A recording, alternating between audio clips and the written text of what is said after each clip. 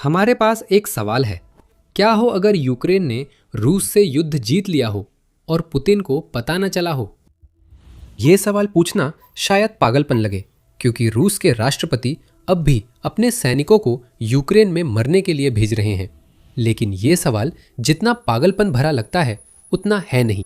जंग के हालात बदल रहे हैं, जिससे यूक्रेन को युद्ध खत्म करने का अब तक सबसे बड़ा मौका मिला है। अब व्लादिमीर पुतिन के पास सिर्फ 2 ही विकल्प बचे हैं और दोनों का नतीजा उनकी हार में ही होगा। हम जल्द ही बताएंगे कि वो विकल्प क्या है। सबसे पहले, रूस को जमीनी स्तर पर कई गंभीर समस्याओं का सामना करना पड़ रहा है, क्योंकि वह एक वसंत आक्रमण के साथ आगे बढ़ने की कोशिश कर रहा है, जिसका मकसद डोनबास को व्लादिमीर पुतिन के हवाले करना है। वसंत आ गया है, जिससे रूस के लिए हालात बेहतर होने चाहिए थे, क्योंकि धूप में जमीन सूख जाती है। वसंत में पत्ते छुपने में सहायक होते हैं और सर्दियों में जो बाधाएं होती हैं वे हट जाती हैं। पुतिन की योजना, जैसे कि पिछले कुछ वर्षों से रही है, एक वसंत आक्रमण को आगे बढ़ाने की थी, जो गर्मी और पतझड़ तक चलता रहे और यूक्रेन की डोनबास रक्षा को हमेशा के लिए ध्वस्त करने का लक्ष्य रखे। अगर रूस खेरसोन और जापोरिजिया प्रांतों में और अंदर जा सके और जापोरिजिया शहर तक पहुंचे तो और बेहतर होगा। पुतिन की समस्याएं खुद को ढालने में असमर्थता से शुरू हुई। पुतिन के पास वही घिसट घिसट कर चलने वाला आक्रमण है जो हम 4 सालों से देख रहे हैं। वसंत आक्रमण भी उसी जड़ता से प्रभावित हुआ है। हमें बहुत जल्दी संकेत मिलने लगे थे कि इस वसंत में रूस के पक्ष में चीजें नहीं जाएंगी। नेशनल इंटरेस्ट के अनुसार रूस के नए हमले के पहले हफ्ते में करीब 10,000 हताहत हुए। इसमें 17 मार्च का रिकॉर्ड तोड़ दिन भी शामिल है, जब रूस ने अपने 1,710 सैनिक खो दिए, जो अब तक 2026 का सबसे ऊंचा आंकड़ा है। उस लड़खड़ाते शुरुआत के कुछ महीने बाद हम आधिकारिक तौर पर कह सकते हैं कि वसंत का हमला एक ऐतिहासिक विफलता साबित हुआ है, जो पुतिन को 2 ऐसे विकल्पों के और करीब ले जा रहा है, जिनमें से दोनों का नतीजा यही है कि रूस उसी युद्ध को हार जाएगा जिसे उसने शुरू किया था। डोनबास का पतन अब भी उतना ही दूर है जितना वसंत की शुरुआत में था। रूस की सेनाएं बस डोनेट्स के किलेबंदी क्षेत्र से टकरा रही है, अगर वे वहां तक पहुंच भी पाती है, और वे कोई खास सेंध लगाने से पहले ही मारी जा रही है। रूस की 9 मई विजय दिवस परेड का दुखद दृश्य तब और स्पष्ट हुआ जब उदास पुतिन ने मास्को में अपने सामने कुछ खास नहीं देखा।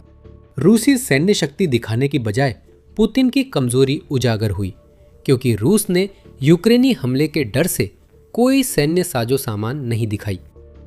ये परेड रूस की विफलता का एक स्मारक बनकर रह गई और जमीन पर हमें इसके ठोस सबूत मिल रहे हैं कि वसंत अभियान बिल्कुल भी वैसे नहीं चल रहा है जैसा पुतिन ने सोचा था। नरमी से कहे तो रूस की प्रगति की गति बहुत धीमी रही है, सबसे अच्छे हालात में भी। जैसा कि ओपन सोर्स इंटेलिजेंस संगठन डीप स्टेट ने रिपोर्ट किया है, रूस ने इस वसंत अब तक यूक्रेन की 672 वर्ग किलोमीटर जमीन पर कब्जा किया है। ये 2025 की इसी अवधि में कब्जा किए गए 827 वर्ग किलोमीटर से भी काफी कम है। कीव इंडिपेंडेंट रिपोर्ट करता है और ये रूस के लिए सबसे अच्छा है। कुछ रिपोर्टों के अनुसार रूस बढ़त बना रहा है, लेकिन जमीन भी खो रहा है। Institute for the study of war के मई विश्लेषण के अनुसार अप्रैल में रूस ने यूक्रेन के अंदर पहली बार शुद्ध क्षेत्रीय नुकसान दर्ज किया। कुर्स्क में यूक्रेन की 2024 की जवाबी घुसपैठ के बाद ऐसा पहली बार हुआ। अप्रैल के अंत तक यूक्रेन ने 120 वर्ग किलोमीटर क्षेत्र पर फिर से कब्जा कर लिया था, जो एक ऐसी स्थिति है जिसका सामना व्लादिमीर पुतिन ने कभी नहीं सोचा था, खासकर उस वसंत में जिसे वह गौरवशाली मान रहे थे। दक्षिण और दक्षिण पूर्व में यूक्रेनी जवाबी हमलों ने रूस को बुरी तरह नुकसान पहुंचाया है, और यही एक बड़ा कारण है कि जब रूस को आगे बढ़ना चाहिए था तब यूक्रेन बढ़त बना रहा है। इन जवाबी हमलों ने व्लादिमीर पुतिन की जापोरिजिया क्षेत्र के लिए बनाई गई योजनाओं को उलट कर रख दिया। रूस की स्लोवियांस्क और डोनेट्स्क की ओर बढ़त रुक गई है, और किलेबंदी वाले बेल्ट के जिन शहरों के पास रूस पहुंचने के करीब आया है, उनमें से पहला कोस्त्यांतिनिवका अपना काम कर रहा है, क्योंकि व्लादिमीर पुतिन के प्यादे हर एक सड़क के लिए भारी संख्या में मारे जा रहे हैं, जिसे वे कब्जा करने में कामयाब हो रहे हैं। व्लादिमीर पुतिन को अब उन 2 विकल्पों में से किसी एक को चुनने के लिए मजबूर किया जा रहा है जिन्हें उन्होंने कभी चुनना नहीं पड़ा था। धीमी क्षेत्रीय बढ़त के पीछे दो बड़ी समस्याएं हैं जिससे वह विकल्प सामने आया है: यूक्रेन की बढ़ती तकनीकी बढ़त और रूस की सेना को हो रही भारी मौतें। हम मौत से शुरू करेंगे। हाल ही में कई मौतें हुई हैं। रूस ने सोचा था कि वह संख्या के बल पर यूक्रेन को हरा सकता है, लेकिन अब वही भारी नुकसान पुतिन की सेना पर भारी पड़ रहा है। यूक्रेन के ड्रोन मारक क्षेत्र सक्रिय है और 2026 की वसंत आक्रमण में अहम भूमिका निभा रहे हैं।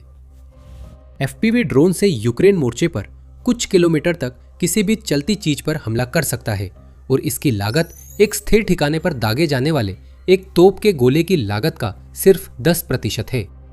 यूक्रेन युद्ध में पूरी तरह से बदलाव आ गया है और अगर आप हमारे साथ बने रहते हैं तो आप जानेंगे कि ये क्यों वाकई मायने रखता है। असली मायने नतीजों के हैं। कीव इंडिपेंडेंट और पॉलिटिको सहित कई मीडिया संस्थान रिपोर्ट करते हैं कि अब ड्रोन युद्ध क्षेत्र में होने वाले अधिकतम 80% हताहतों के लिए जिम्मेदार हैं। कुछ लोग इसे और भी अधिक मानते हैं। मार्च में रूस की रिकॉर्ड हताहत दर पर एक रिपोर्ट में अल जजीरा ने कहा कि यूक्रेन के दावे के मुताबिक पुष्टि किए गए 35,351 रूसी हताहतों में से 96% ड्रोन से दर्ज हुए। अन्य हताहत छोटे हथियार, फायरिंग और तोप खाने से हुए। ड्रोन रूस के सैन्य उपकरणों को भारी नुकसान पहुंचा रहे हैं, जिससे हजारों टैंक, बख्तरबंद वाहन और वायु रक्षा प्रणालियां नष्ट हो गई है और पुतिन को यह स्थिति स्वीकार करनी पड़ रही है। हर गुजरते साल के साथ रूस का हमला कमजोर होता जा रहा है और यूक्रेन की रक्षा मजबूत होती जा रही है।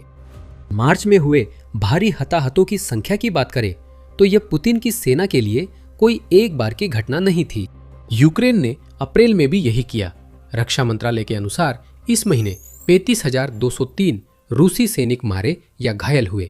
ध्यान रखें कि अप्रैल में मार्च से एक दिन कम होता है, तो यह लगभग तय है कि अगर वह अतिरिक्त दिन होता तो यूक्रेन अपने मार्च के आंकड़ों की बराबरी करने के लिए जरूरी लगभग 150 और रूसी सैनिकों को हताहत कर देता। एक नया पैटर्न बन रहा है जो पुतिन के लिए ठीक नहीं है। हर महीने पहले से कहीं ज्यादा रूसी सैनिक मारे जा रहे हैं या घायल हो रहे हैं और ये हताहत आंकड़े उस वसंत आक्रमण के दौरान दर्ज किए जा रहे हैं जिसे रूस के लिए भारी मात्रा में क्षेत्र दिलाने वाला माना जा रहा था। मौत के मामले में हालात और खराब है। रूस की वसंत हताहत दर जितनी भी चौंकाने वाली हो, पुतिन के लिए असली समस्या यह है। रूस हर महीने 35,000 से ज्यादा सैनिक खो रहा है, जिनमें से अधिकतर लौट नहीं रहे। यूक्रेन के राष्ट्रपति वोलोदिमीर जेलेंस्की ने 10 मार्च को कहा कि रूस में मारे गए बनाम घायल का अनुपात मृतकों के पक्ष में ज्यादा है। जेलेंस्की ने बताया कि कुल नुकसान में 62% मारे गए और 38% घायल हुए, जो मौत बनाम चोट के लगभग 2 के मुकाबले 1 के खतरनाक अनुपात के करीब है। याद रखें, सभी घायल लौट नहीं सकते। अगर रूसी सैनिक की टांग उड़ जाए तो वह मोर्चे पर काम का नहीं रहेगा। तो संभावना है कि रूस की 2/3 से भी ज्यादा और शायद 3/4 के करीब हानि ऐसे सैनिकों की है जो कभी भी फिर से मोर्चे पर नहीं लौट पाएंगे। रूस चाहे जितनी भी कोशिश कर ले इसे छुपाने की, पुतिन की सेना के सैनिकों के बारे में अक्सर यही कहा जाता है कि वे लापता है, बजाय इसके कि उनकी मौत की पुष्टि की जाए, जबकि रूसी स्वतंत्र मीडिया मौत के इस पैमाने को उजागर कर रही है।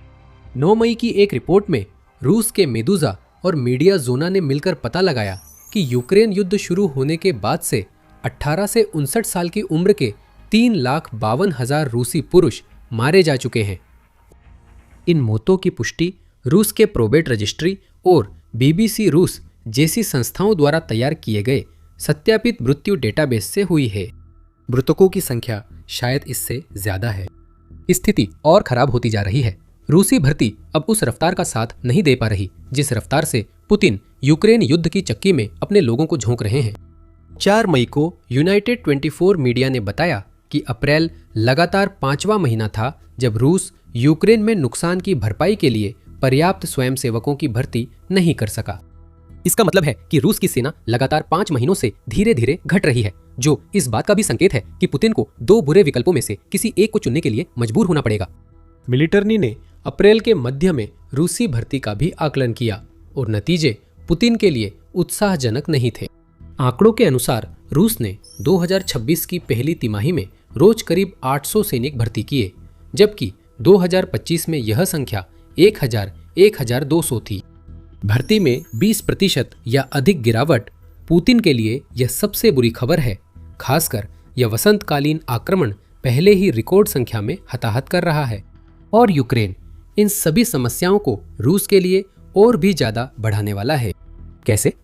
दूसरी बड़ी समस्या जो हमने पहले बताई थी वह यह है कि यूक्रेन अपनी उपलब्धियों पर आगे बढ़ते हुए रूस के खिलाफ तकनीकी युद्ध में अपनी बढ़त को और बढ़ा रहा है। गहराई में जाने से पहले ये है द मिलिट्री शो, जहां आपको और भी बहुत कुछ मिलेगा। अगर आपको इस चैनल से जानकारी मिल रही है तो हमारे और वीडियो देखने के लिए सब्सक्राइब जरूर करें। यूक्रेन हमेशा से इस युद्ध में शामिल दोनों देशों में से नवप्रवर्तन करता रहा है। मिखाइलो फेडोरोव के रक्षा मंत्री बनने के बाद यूक्रेन ने रूस के खिलाफ अधिक तकनीक केंद्रित रुख अपनाया है।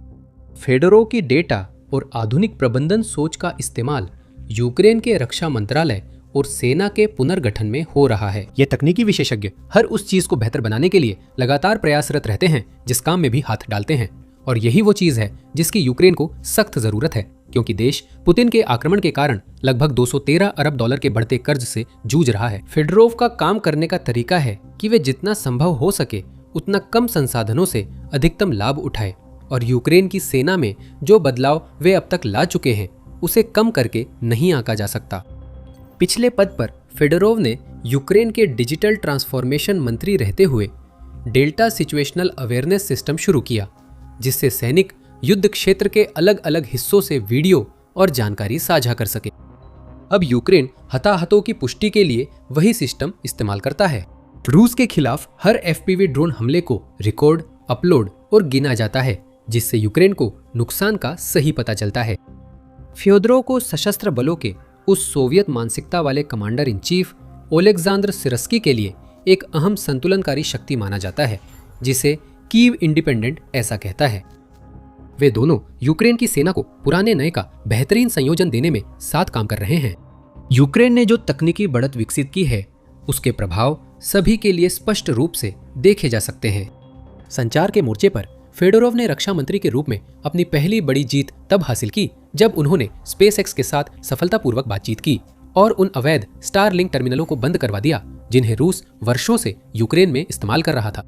रूसी मोर्चे पर अफरा तफरी मच गई, जिससे यूक्रेन के जवाबी हमलों और भारी संख्या में हताहतों की संख्या में काफी योगदान हुआ, जिसे हम अब देख रहे हैं। जैसा कि यूनाइटेड 24 मीडिया ने 10 मई को बताया, स्टारलिंक की कमी से रूस की ड्रोन रणनीति प्रभावित हुई है। पुतिन ने काला सागर में पूरा अभियान तैयार कर रखा था और यूक्रेन के खिलाफ एक नौसैनिक ड्रोन अभियान शुरू करने की तैयारी कर ली थी, ताकि यूक्रेन द्वारा काला सागर बेड़े को पंगु बनाने का जवाब दिया जा सके। 2025 मध्य तक प्रोटोटाइप बन चुके थे और 2026 में रूस नौसैनिक ड्रोन का बड़े स्तर पर उपयोग शुरू करने वाला था। स्टारलिंक बंद होने से सब थम गया, फिर भी यूक्रेन की तकनीक काला सागर पर हावी है। तकनीक पर ध्यान यूक्रेन की रक्षा में भी मददगार रहा है। सस्ते इंटरसेप्टर ड्रोन यूक्रेन की बहुस्तरीय वायु रक्षा में जुड़ने से रूस के शाहेद ड्रोन कम असरदार हो रहे हैं। जमीन पर रोबोटिक सिस्टम्स पूरे मोर्चे पर तैनात हैं। Centre for European policy analysis के अनुसार ये रोबोट 2026 के अंत तक यूक्रेन की अग्रिम पंक्ति पैदल सेना की जरूरत 30% तक घटा सकते हैं और भविष्य में ये 80% तक भी जा सकती है। यूक्रेन की लॉजिस्टिक्स में ये रोबोट अहम होते जा रहे हैं। कुछ को मशीन गन से लेस कर हथियार के रूप में भी इस्तेमाल किया जा रहा है। साथ ही आर्टिफिशियल इंटेलिजेंस भी है। यूक्रेन उस क्षेत्र में रूस से इतनी आगे निकल चुका है कि ये मजाक की बात भी नहीं है। अब पूरे झुंड के झुंड स्वायत्त ड्रोन युद्ध के मैदान में छोड़े जा रहे हैं, जिनमें से हर एक में लक्ष्य की पहचान करने, उसका पीछा करने और उसे नष्ट करने की क्षमता है, वो भी बहुत कम मानवीय हस्तक्षेप के साथ। यूक्रेन ने यूके के साथ साझेदारी की है, जो एक AI सेंटर ऑफ एक्सीलेंस को फंड कर रहा है, ताकि रूस को पंगु करने वाले अत्याधुनिक ड्रोन का विकास हो सके। जैसे जैसे मारक क्षेत्र गहरे होते जा रहे हैं और तकनीक बेहतर होती जा रही है, यूक्रेन पूरे युद्ध के मैदान में बढ़त बना रहा है और यही गति रूस की इसका मुकाबला न कर पाने की अक्षमता के साथ मिलकर हमें उन दो विकल्पों तक ले जाती है जो अब पुतिन के पास खुले हैं, और दोनों का मतलब है कि रूस ये युद्ध हार जाता है। पहला विकल्प, लामबंदी करना। रूस के पास यूक्रेन के मुकाबले जो एकमात्र बढ़त अभी भी है वो है उसके पास कहीं ज्यादा जनशक्ति होना। रूस की आबादी यूक्रेन की तुलना में लगभग 4 गुना ज्यादा है, लेकिन इसका उतना असर इसलिए नहीं पड़ा जितना हो सकता था, क्योंकि पुतिन ने ज्यादातर युद्ध के दौरान लामबंदी करने में हिचकिचाहट दिखाई है। याद रखिए, ये वही है जो युद्ध को अब भी विशेष सैन्य अभियान कहता है, जबकि 4 साल में 13 लाख से ज्यादा हताहत हो चुके हैं। इतने लंबे समय तक लामबंदी करना विकल्प नहीं रहा है, क्योंकि पुतिन जानते हैं कि अगर वे लामबंदी करते हैं तो वे उस सामाजिक अनुबंध को तोड़ देंगे जो उनके शासन की नींव रहा है। पुतिन ने 25 सालों में खुद को रूस को स्थिरता देने वाले ताकतवर नेता के रूप में स्थापित किया है। देश को लामबंद कर उसे पूरी तरह युद्धोन्मुख बना देना उस अनुबंध को चूर चूर कर देता है।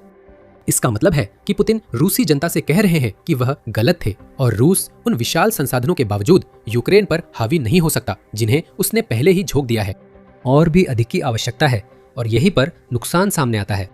जैसा कि युद्ध अध्ययन संस्थान या ISW ने बताया है, पुतिन अपने शासन पर पूरी तरह से लामबंदी से होने वाली सामाजिक प्रतिक्रिया के डर में जीते हैं।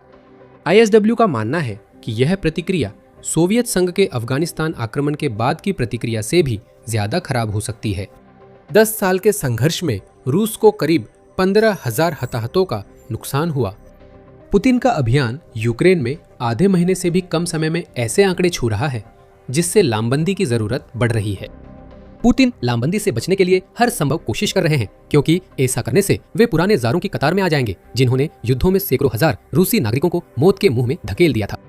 ये तो छोड़िए कि पुतिन ये पहले ही कर चुके हैं। यह रूस के नेता की कहानी पर निर्भर करता है। लामबंदी का मतलब होगा कि पुतिन मान ले कि विशेष सैन्य अभियान वही युद्ध बन गया है जिसे उन्होंने कभी न बनने का वादा किया था। रूस की लामबंदी के तुरंत बाद शायद क्रांति न हो, लेकिन पुतिन हारेंगे, क्योंकि उन्होंने अपनी सत्ता की कमजोर नींव तोड़ दी है। अगर रूस यूक्रेन से निपटने के लिए लामबंदी करता है तो पुतिन अपने पतन की नींव रख सकते हैं, क्योंकि आम लोग और अभिजात वर्ग उनका शासन खत्म करने के तरीके खोजेंगे। दूसरा विकल्प है शांति समझौते से युद्ध खत्म करना। पुतिन ने रूस के विजय दिवस के बाद संकेत दिए कि वह ऐसा ही करने की कोशिश कर रहे हैं। पुतिन ने यूक्रेन युद्ध का जिक्र करते हुए रहस्यमय दावा किया कि उन्हें लगता है कि मामला अब समाप्ति की ओर बढ़ रहा है। उन्होंने शांति वार्ता के लिए तत्परता जताई। पुतिन ने सैन्य शक्ति प्रदर्शन वाले दिन ही शांति और संघर्ष के अंत की बात की, जबकि आमतौर पर वे रूस पर पश्चिम के निशाने और यूक्रेन के सहयोग न करने की शिकायत करते हैं। इससे लगता है कि पुतिन अब इससे निकलने का रास्ता ढूंढ रहे हैं। इन दोनों में से यूक्रेन यही विकल्प चुनेगा। लामबंदी का मतलब है पुतिन हारते हैं, लेकिन रूस यूक्रेन में लाखों और सैनिक भेज सकता है। शांति का मतलब यूक्रेन को नुकसान से बचाना और पुतिन का यूक्रेन पर कब्जा करने का वादा तोड़ना है, न कि रूसियों से किया सामाजिक अनुबंध। पुतिन की समस्या है कि यूक्रेन उनकी शांति शर्तें नहीं मानेगा। डोनबास रूस को नहीं मिलेगा। इसके बजाय यूक्रेन मांग करेगा कि रूस यूक्रेन की भूमि पर कब्जा करने की अपनी मांगें बंद करे, और वह अपनी बनाई हुई सेना को बनाए रखना चाहेगा, जो अब दुनिया की सबसे कुशल लड़ाकू सेनाओं में से एक बन गई है। पुतिन ने यूक्रेन पर हमला करने के जो कारण बताए, उनमें से एक ये था कि वो इस देश को और अधिक शक्तिशाली बनने से रोकना चाहते थे। दूसरे विकल्प को चुनने का मतलब है कि वह न सिर्फ अपने उस लक्ष्य में असफल हो जाते हैं, बल्कि उन्हें इस सच्चाई का भी सामना करना पड़ेगा कि उन्होंने एक ऐसा यूक्रेन बना दिया है जो उनकी कल्पना से भी ज्यादा मजबूत है। कुछ लोग हैं, शायद खुद पुतिन भी उनमें शामिल हैं, जो मानते हैं कि रूस के लिए शांति स्वीकार करना तब तक असंभव है जब तक कि उसे यूक्रेन का कम से कम एक हिस्सा न मिल जाए। अगर 4 साल की लड़ाई के बाद भी कोई इलाका ना छिना तो पुतिन बिना वजह एक पीढ़ी के रूसी पुरुषों की मौत के जिम्मेदार माने जाएंगे। लेकिन यही वह जगह है जहां पुतिन खुद को एक ऐसी स्थिति में पाते हैं जिसमें जीतना नामुमकिन है। अपना आक्रमण जारी रखने के लिए पुतिन को लामबंदी करनी पड़ेगी, खासकर जब यूक्रेन द्वारा मारे गए लोगों की संख्या बढ़ रही है और रूसी भर्ती में दिक्कतें आ रही हैं। यह पुतिन के लिए एक हार है। अगर लामबंदी विकल्प नहीं है तो फिर शांति ही एकमात्र रास्ता है, और वो भी पुतिन की शर्तों पर नहीं। इसके अलावा कुछ भी करने का मतलब है कमजोर होती सेना को यूक्रेनी रक्षा के सामने भेजना, जो अब रूसी सेना से तकनीकी रूप से बेहतर और ज्यादा रूसी सैनिकों को मार रही है। पुतिन के सामने बस 2 विकल्प हैं। उनके पास फैसला लेने का ज्यादा समय नहीं है। इस वीडियो में हमने पुतिन के आक्रमण से रूस में आई पूरी आर्थिक उथल पुथल और उससे उन पर पड़ रहा दबाव नहीं दिखाया है। लेकिन चिंता मत कीजिए, हमारे पास एक वीडियो है जो ये सब विस्तार से समझाता है। अगर आप जानना चाहते हैं कि रूसी अर्थव्यवस्था किस तरह एक टिक टिक करती टाइम बम बन गई है और क्यों ये पुतिन को घबराने पर मजबूर कर रही है, तो उस वीडियो को जरूर देखें। अगर आपको वीडियो पसंद आए तो द मिलिट्री शो को सब्सक्राइब करें ताकि आप पुतिन के शासन के छिपे हुए अंधेरे पहलुओं और यूक्रेन में उसकी असफलताओं की और जांच देख सकें। धन्यवाद।